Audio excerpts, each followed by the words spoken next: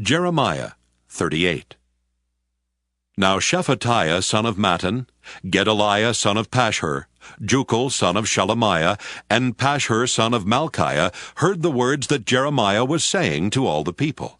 Thus says the Lord, those who stay in this city shall die by the sword, by famine, and by pestilence. But those who go out to the Chaldeans shall live.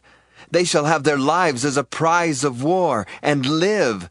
Thus says the Lord, this city shall surely be handed over to the army of the king of Babylon, and be taken. Then the officials said to the king, This man ought to be put to death because he is discouraging the soldiers who are left in this city and all the people by speaking such words to them. For this man is not seeking the welfare of this people, but their harm.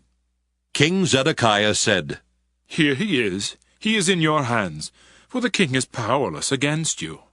So they took Jeremiah and threw him into the cistern of Malchijah, the king's son, which was in the court of the guard, letting Jeremiah down by ropes. Now there was no water in the cistern, but only mud, and Jeremiah sank in the mud. Ebede-Meleque the Ethiopian, a eunuch in the king's house, heard that they had put Jeremiah into the cistern. The king happened to be sitting at the Benjamin gate, so Ebede-Meleque left the king's house and spoke to the king. My lord king, these men have acted wickedly in all they did to the prophet Jeremiah, by throwing him into the cistern to die there of hunger. For there is no bread left in the city. Then the king commanded Ebede-Meleque the Ethiopian, Take 3 men with you from here, and pull the prophet Jeremiah up from the cistern before he dies. So Ebede-Meleque took the men with him and went to the house of the king, to a wardrobe of the storehouse, and took from there old rags and worn-out clothes, which he let down to Jeremiah in the cistern by ropes. Then Ebede-Meleque the Ethiopian said to Jeremiah, Just put the rags and clothes between your armpits and the ropes. Jeremiah did so. Then they drew Jeremiah up by the ropes and pulled him out of the cistern, and Jeremiah remained in the court of the guard. King Zedekiah sent for the prophet Jeremiah and received him at the 3rd entrance of the temple of the Lord. The king said to Jeremiah, I have something to ask you. Do not hide anything from me. Jeremiah said to Zedekiah, If I tell you, you will put me to death, will you not? And if I give you advice, you will not listen to me.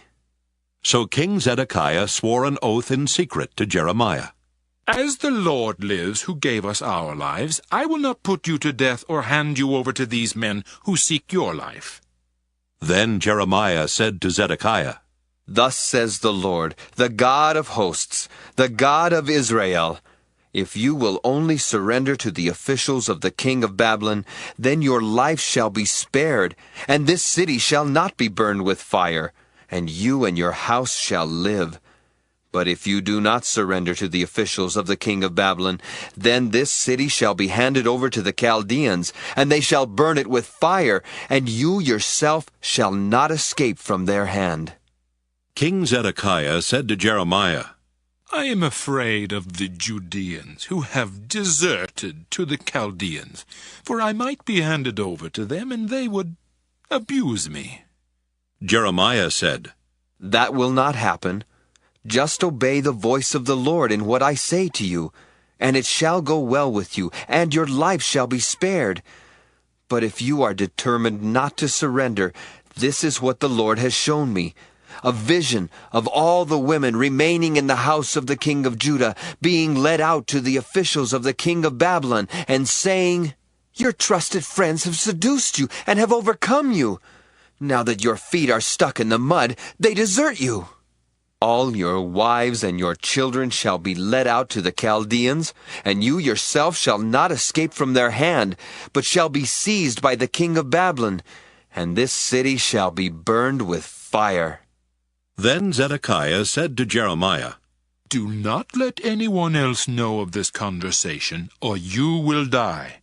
If the officials should hear that I have spoken with you, and they should come and say to you, Just tell us what you said to the king, do not conceal it from us, or we will put you to death. What did the king say to you? Then you shall say to them, I was presenting my plea to the king not to send me back to the house of Jonathan to die there." All the officials did come to Jeremiah and questioned him, and he answered them in the very words the king had commanded. So they stopped questioning him, for the conversation had not been overheard. And Jeremiah remained in the court of the guard until the day that Jerusalem was taken.